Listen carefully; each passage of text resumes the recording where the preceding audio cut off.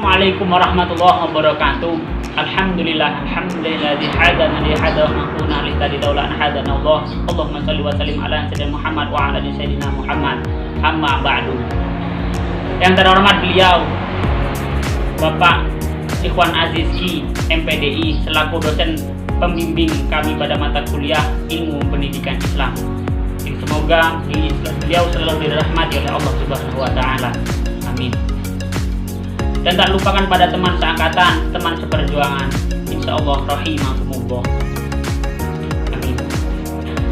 Tiada kata yang patut sekali kita ucapkan selain kalimat syukur kita pada Allah Subhanahu wa taala yang mana telah memberikan taufik dan inayah kepada kami sehingga kami dapat menyelesaikan makalah kami yang berjudul Sistem Pendidikan Islam.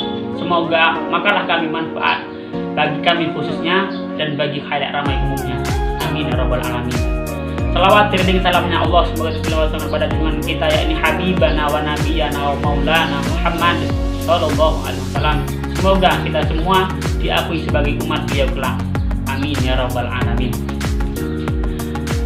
Di sini saya akan memperkenalkan anggota kami yang berjumlah 2 orang. Yang pertama, Bu Firna Kurbanewati dengan NPM 2022 10060 dan yang kedua yaitu saya sendiri Yuska dengan NPM 2022 10144. Agar mempersingkat waktu, langsung saja kita berikan pada pemateri pertama yaitu beliau Bu Firna Kurbanewati. Padanya kami persilahkan. Mari kita belajar bersama-sama mengenai pengertian sistem. Kata sistem berasal dari bahasa Yunani yaitu sistem yang berarti cara strategi. Dalam bahasa Inggris, sistem berarti susunan, jaringan, atau cara. Sistem juga diartikan suatu strategi, cara berpikir, atau model berpikir. Definisi tradisional bahwa sistem adalah seperangkat komponen atau unsur-unsur yang saling berinteraksi untuk mencapai suatu tujuan. Dan mari kita belajar bersama juga mengenai sistem pengertian pendidikan Islam. Pendidikan Islam adalah kegiatan yang dilaksanakan secara terencana dan sistematis untuk mengembangkan potensi anak didik berdasarkan pada kaidah-kaidah agama Islam. Pendidikan Islam adalah pendidikan yang bertujuan untuk mencapai keseimbangan pertumbuhan pribadi manusia secara menyeluruh melalui latihan-latihan kejiwaan, akal pikiran, kecerdasan, perasaan, serta panca indera yang dimilikinya. Dalam perspektif budaya, pendidikan Islam adalah sebagai pewarisan budaya yaitu sebagai alat transmisi unsur-unsur pokok budaya kepada para generasi sehingga identitas umat tetap terpelihara dalam tanggapan zaman. Bahkan dalam termo sosiokultural yang plural, dikatakan pendidikan Islam tanpa daya sentuhan budaya akan kehilangan daya tarik pada akhirnya hanya akan menjadi tontonan artifisial yang membosankan di tengah percaturan arus globalisasi. Dari berbagai literatur, tampaknya pendidikan Islam sebagai suatu sistem tidaklah sama dengan sistem pendidikan kontemporer pada umumnya. Hal ini juga disinyalir oleh Ramayulis. Pendidikan Islam memiliki sistem yang berbeda dengan sistem pendidikan lain. Model-model perumusan sistem pendidikan Islam yaitu ada 2, model realistik dan model pragmatis. Model realistik ialah model yang lebih mengutamakan penggalian sistem pendidikan Islam dari ajaran Islam sendiri yaitu Al-Quran dan Hadis yang mengandung prinsip-prinsip pokok berbagai aspek kehidupan termasuk aspek pendidikan. Menurut Aryuna Arza, dasar-dasar pembentukan dan pengembangan pendidikan Islam yang pertama dan utama dalam Al-Quran dan As-Sunnah.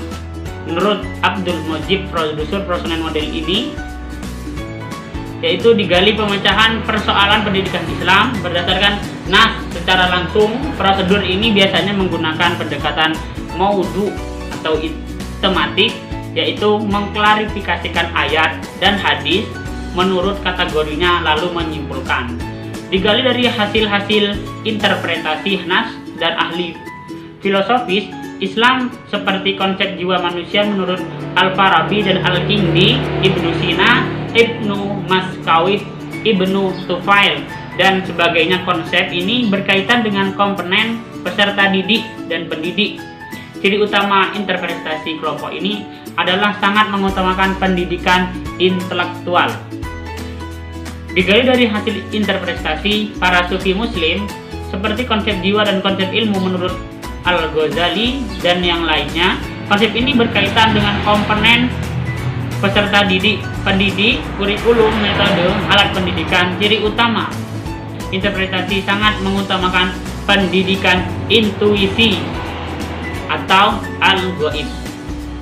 Digali dari hasil interpretasi para musafir dan para ahli pendidikan modern seperti Muhammad Abduh, Rasyad Ridho, Iqbal dan sebagainya, ciri utama kelompok ini adalah hasil interpretasi nasnya didukung oleh data ilmiah seperti yang tertulis dalam tafsir Al-Manar. Model dialistik ini lebih didasarkan atas kerangka dasar yang diyakini kebenarannya sehingga ia bercolak ke se-Islam mungkin. Namun untuk merumuskannya sebenarnya sehingga ia bercolak mungkin memerlukan metodologi yang tepat dan benar. Di Indonesia sebagian pakar pendidikan Islam lemah penguasaan metodologi. Yang kedua, model pragmatis. Model pragmatis ialah model yang lebih mengutamakan aspek praktis dan kegunaannya, artinya formulasi sistem pendidikan itu diambil dari sistem pendidikan kontemporer, dapat dikembangkan dalam pendidikan Islam. Salam tidak bertentangan dengan prinsip-prinsip dasar yang terdapat dalam Al-Quran dan As-Sunnah. Model pragmatis dilakukan dengan cara adopsi, yaitu mengambil cara utuh sistem pendidikan non-Islam, asimilasi, yaitu mengambil sistem pendidikan non-Islam dengan menyesuaikan di sana-sini. Yang ketiga, legitimasi, yaitu mengambil sistem pendidikan non-Islam kemudian dicarikan nas untuk justifikasinya. Menurut Abdul Mujib, sistem pendidikan yang didasarkan model ini bersumber dari pemikiran filsafat pendidikan, psikologi pendidikan kontemporer, sistem pendidikan yang terdapat dalam aliran progresisme, antisalisme, dan rekonstruksisme. Model pragmatis paling banyak diminati pakar pendidikan Islam. Disampaikan efektif dan efisiennya, model ini diuji keunggulannya. Sistem pendidikan Islam yang dikembangkan melalui model ini memiliki posisi tersendiri, bahkan mampu menjadi alternatif bagi keberadaan sistem pendidikan kontemporer. Perbedaan sistem pendidikan Islam dengan sistem pendidikan non-Islam. Sistem ideologi.